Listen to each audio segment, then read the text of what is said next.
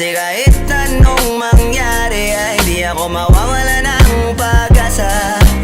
Ayaw kitang pilitin kung di ka pa handa.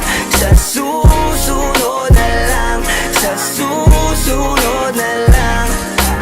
Ayaw ko na bibitin, kaya mabuti pang ako'y uuwi na lang. Sa susunod na lang. Napupuyat na ako kakapaalala, kumain at mag-ingat kung sakaling maggala ka. Lagi sinisipat ang imahe ng dalaga na pangarap makasama ko sa hirap at ginhawa.